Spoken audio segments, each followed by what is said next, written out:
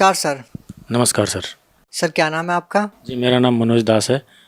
मनोज दास जी कहाँ से आए हैं? जी मैं टनकपुर, जिला चंपावत, उत्तराखंड से। सर संत रामपाल जी महाराज की शरण में आने से पहले आप क्या भक्ति साधनाएं करते थे? जी मैं मूल रूप से तो शंकर जी के उपासक था। उसके बाद जो है फिर देखा देखी पूजा पाठ करते थे, जैसे भी जो समय आता था उस हिसाब से हम वो पूजा कर लेते थे।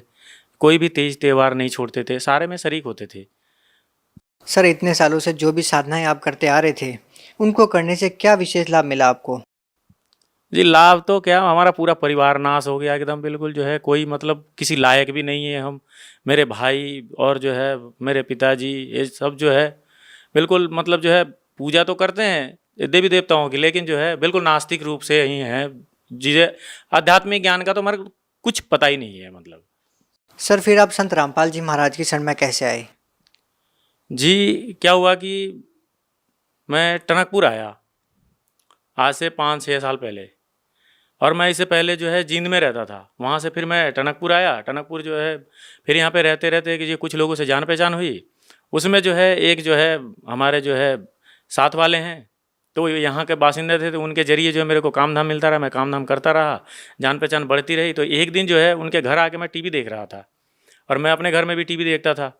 तो टीवी देखते देखते जो है मेरे को उस समय एक सीरियल आता था, देवों के देव महादेव। तो मेरे को इतना अच्छा लगता था कि आपको मैं क्या बताऊँ। उसमें जो है एक सिचुएशन ऐसा बना था कि उसमें जो विष्णु का रोल कर रहे थे वो कह रहे थे कि जे रावण जो है महाकाल को ले जा रहा है। बस मेरे दिमाग में ये महाकाल शब्द अटक गया। उसके बाद क्या होता है कि मैं जो उस दोस्त के घर गया, आज वो भी भगत जी हैं, साथ ही नाम उपदेश ले रखे हैं।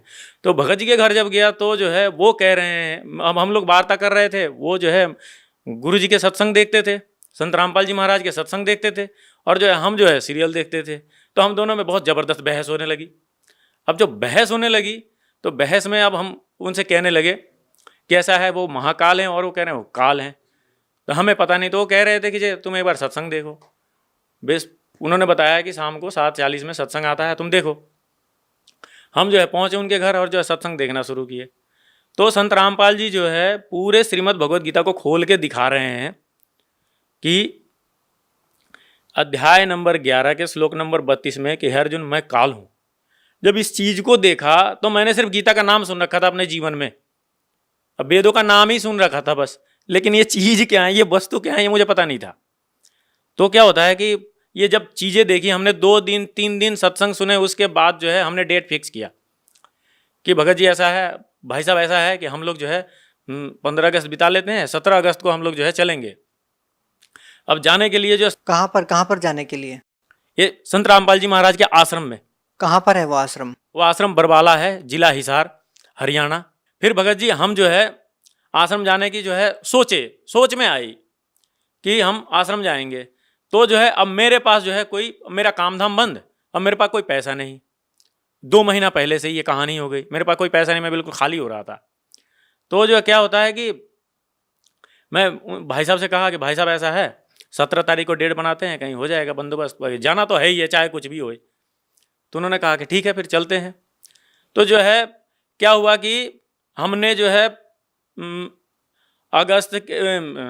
जुलाई के 15 तारीख को मेरे को जो है काम मिल गया। अब काम मिलने के बाद जो है मेरे पैसे का इस हिसाब से बंदोबस्त हुआ था कि मैं कहीं पे काम कर रखा था, वो पैसा भी मेरे को जो है बिल्कुल जो है 4 दिन पहले ही मिल गया। अब मिलने के बाद अब जब पैसा आ गया तो फिर जो है 17 अगस्त कौन देखता है, हम कहते हैं कि भाई साहब जो है हम कल ही चलते हैं। पैसे का हमारा बंदोबस्त हो गया और जो है हम सतलोक आश्रम गए और नाम उपदेश लिया। सर जैसा कि अभी आपने बताया कि पहले जो आप सभी साधनाएं करते थे उनसे आपको कोई लाभ नहीं मिला, उल्टा आपके दोनों भाई नास्तिक हो गए।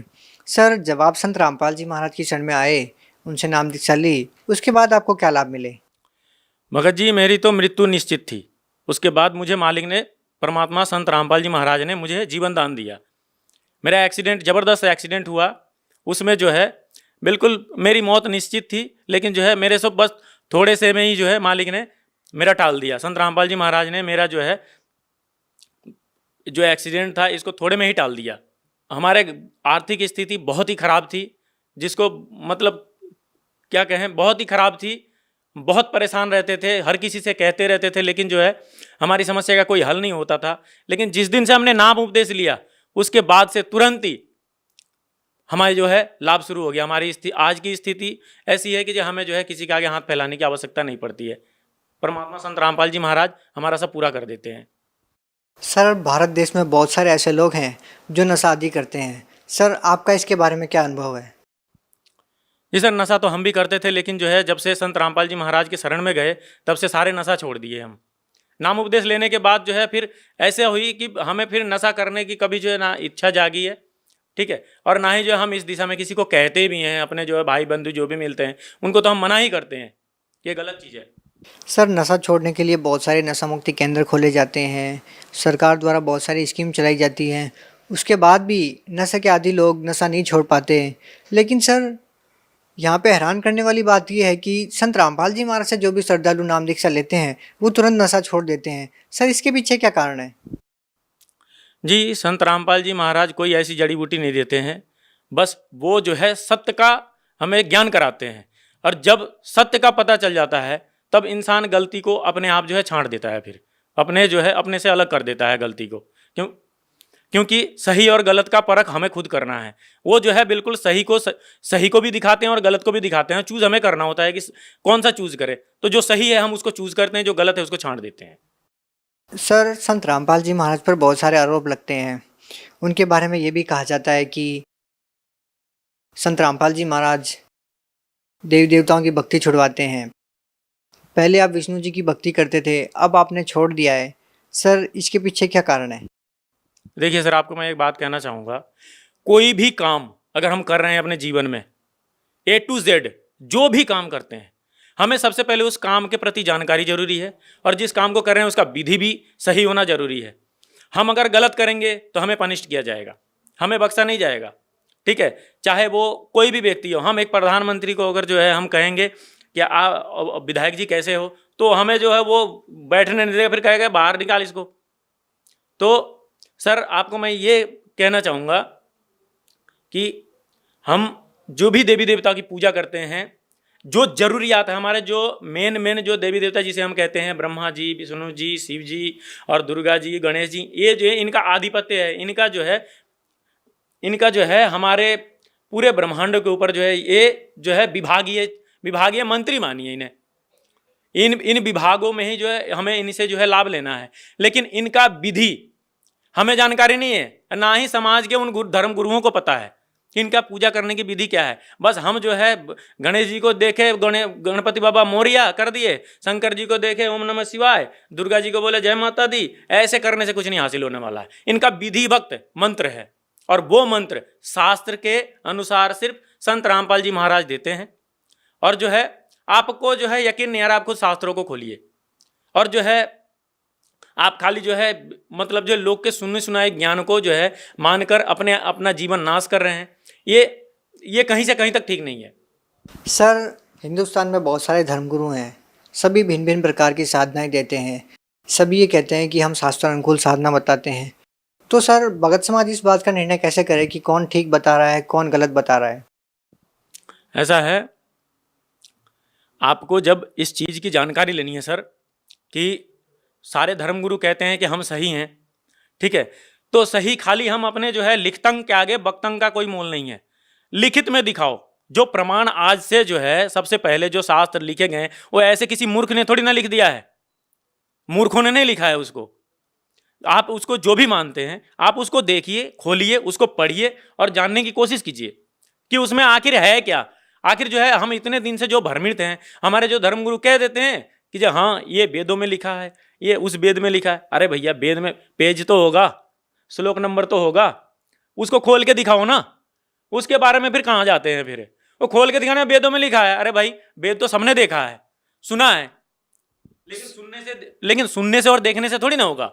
आप जो उस चीज को खोलिए और जो खुद परख कीजिए। आपको इसीलिए जो है ये सत्संग जो है मतलब जो है टीवी चैनल पे आ रहे हैं, आप सत्संग देख रहे हैं, और आप खुद परख कीजिए कि हाँ कि क्या गलत है क्या सही है।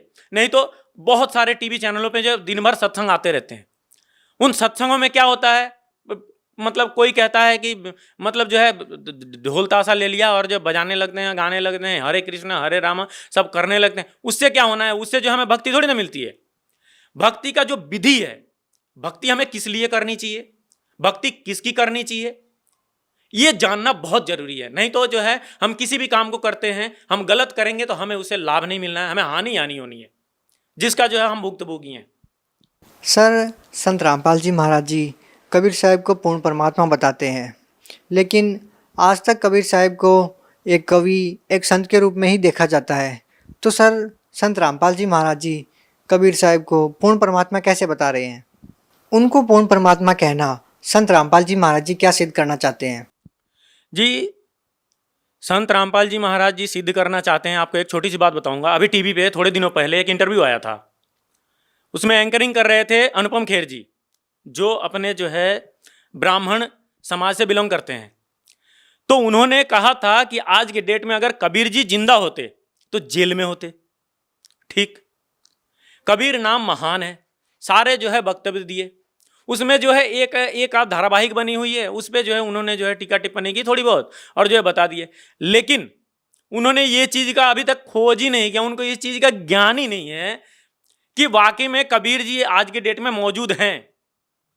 क्योंकि अगर कबीर उतना जो है यातनाएं सहना किसी आम इंसान के बस की बात नहीं है कि आप मेरे को गाली दे दो और मैं आपको बकस दूं, ऐसा नहीं हो सकता है। ये सिर्फ जो है कबीर जी ही थे जो बर्दाश्त कर रहे थे। और आज के डेट में देख लो, अब मिलान कर लो, अब मिला के देख लो, कबीर जी जेल में हैं, उनको आपने जेल में डाल रखा है बेमतलब का। जेल में तो हम हैं। सर आप संत रामपाल जी महाराज को पूर्ण परमात्मा बताते हैं, उनको आप कबीर साहब के अवतार मानते हैं। सर उनके ऊपर बहुत सारे आरोप लगे हैं, उनके बारे में आप क्या कहना चाहेंगे? सर जब हम कुछ नहीं कर पाते हैं ना, जब हमसे कुछ नहीं होता है, ठीक है, जब हमें पता चल जाता है अपने औकात का कि जब हम इनका कुछ नहीं बिगाड़ सकते, तो हम गाली गलौजी कर सकते हैं। जो हमसे तगड़ा होता है उसको मार नहीं पाएंगे, गाली देंगे। वही कर रहे हैं, आरोप प्रत्यारोप कर रहे हैं। बाकी जो है जो असली चीज है, जो मेन मुद्दा है, ठीक है, वो भक्ति, भक्त समाज को जो है असल भक्ति देना। जो इस संसार में, इस संसार के 21 ब्रह्मांड में सिर्फ संत रामपाल जी महाराज ही ऐसे हैं जो सही भक्ति और सदभक्ति के बारे में बता रहे हैं। आप जो है इस चीज को जो है हमें जो है विरोध, देखिए हम विरोध तो क्या करेंगे किसी का, हम तो प्रार्थना करेंगे कि देखिए गलत को गलत कहिए और सही को सही, सही को अपनाइए, गलत को छांटिए, सीधी सफा बात है।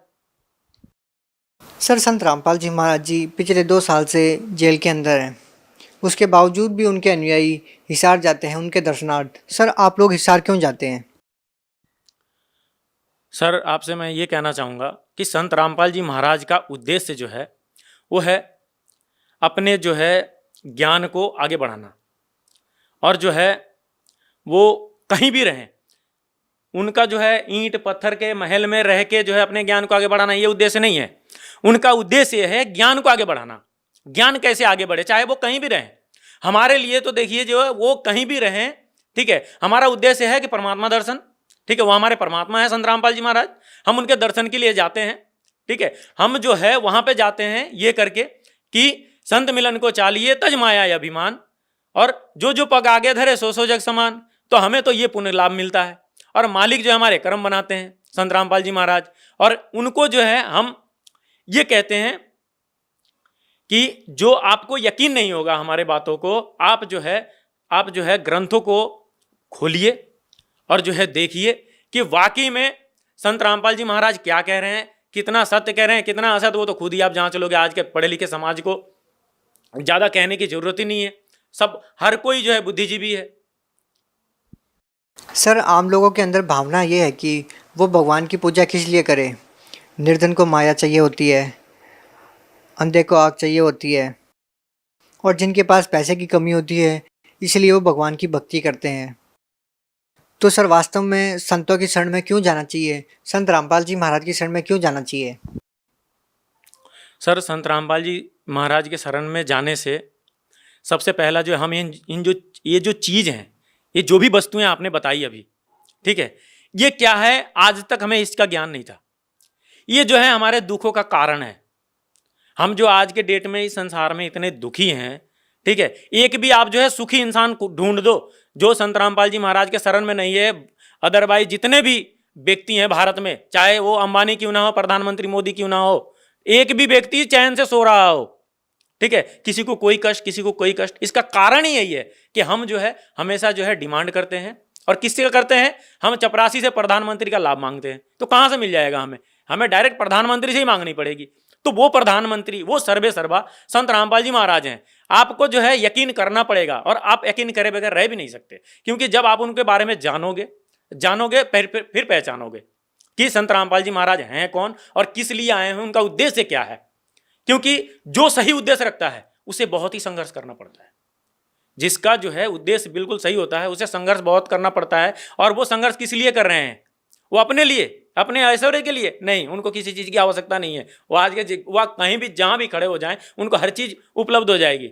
लेकिन जो है जेल में क्यों बैठे हैं, इसीलिए बैठे हैं कि हमारा कल्याण हो, हमारा मनुष्य जन्म सफल हो। मनुष्य जन्म मिला है इस 84 से निजात पाने के लिए। इस 84 से आप निजात जब भी पा सकते हैं जब आप संत रामपाल जी महाराज के शरण में आएंगे। सर आज के समय में बहुत सारे ऐसे लोग हैं जो संत रामपाल जी महाराज से जुड़ना चाहते हैं, लेकिन अभी वो संत रामपाल जी महाराज से इसलिए नहीं जुड़ पा रहे हैं क्योंकि वो जेल में है। तो सर उनसे नाम दीक्षा लेने के लिए और क्या व्यवस्था की गई है?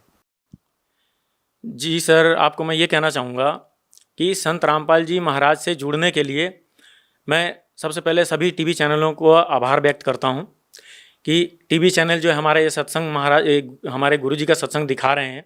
और जो है सत्संग के नीचे पीली पट्टियाँ आती हैं, जो भी टीवी चैनलों के ऊपर सत्संग आते हैं उसके नीचे पीली पट्टियाँ आती हैं। उन पीली पट्टियों पे जो नंबर दिए गए हैं उन पे आप जो है फ़ोन नंबर डायल कीजिए, और आप किस क्षेत्र से हैं उस क्षेत्र को बताइए। वहाँ पे जो है वो भगतजन आपको जो है सही सलाह देंगे कि आप इस क्षेत्र के हो तो फलाने जगह आपका नामदान केंद्र है, और आप वहाँ जाइए। और जो है फ्री ऑफ कॉस्ट, कोई पैसा नहीं, सिर्फ आपका किराया लगता है, बस इतना ही भर लगना है, आपको वहाँ पे सारी सेवा उपलब्ध होगी। और इतना जो है आपका जो है सत्कार किया जाता है कि आपके कोई रिश्तेदार भी नहीं करते हैं। इसलिए क्योंकि जो है जब आपको ज्ञान हो जाएगा ना, तो ज्ञान हो जाएगा तो ज्ञान से ही प्रेम बढ़ता है। और यहाँ सिर्फ प्रेम ही देते हैं बस संत रामपाल जी महाराज। यहाँ पे बुराइयों को छुड़ा के सिर्फ प्रेम सिखाया जाता है कि हाँ प्रेम कैसे किया जाता है। जब तक इंसान को ज्ञान नहीं होगा तब तक प्रेम नहीं हो सकता है। सर आप उत्तराखंड से बिलोंग करते हैं, उत्तराखंड में श्रद्धालु जन कहाँ कहाँ नाम दीक्षा प्राप्त कर सकते हैं? सर उत्तराखंड में नामदान स्थल रुड़की में भी है, देहरादून में भी है, और आपके हल्द्वानी में भी है, और काशीपुर में भी है। सर मान लिया जाए कोई भी श्रद्धालु नामदान स्थल पर संत रामपाल जी महाराज से नाम दीक्षा लेने के लिए कोई चला जाता है, तो सर क्या संत रामपाल जी महाराज से इस तरह नाम दीक्षा लेने के बाद उन श्रद्धालुओं को वैसे ही लाभ होंगे जो संत रामपाल जी महाराज जी आश्रम के अंदर नाम देते थे, उसके बाद जो लोगों को लाभ होते थे, क्या वैसे ही लाभ अब होंगे इन नामदान केंद्रों से नाम दीक्षा लेने के बाद? बिल्कुल जी सर, वैसे ही लाभ होंगे, क्योंकि जिस विधि से सतलोक आश्रम बरबाला जिला हिसार में नाम उपदेश दिया जाता था, ठीक है, बिल्कुल सेम टू सेम उसी पद्धति में जो है और सब नामदान स्थलों पर नामदान दिया जाता है। आप बिल्कुल जो है निर्भय होकर जो है नाम उपदेश लें और जो है अपना कल्याण कराएं। बहुत बहुत धन्यवाद। सत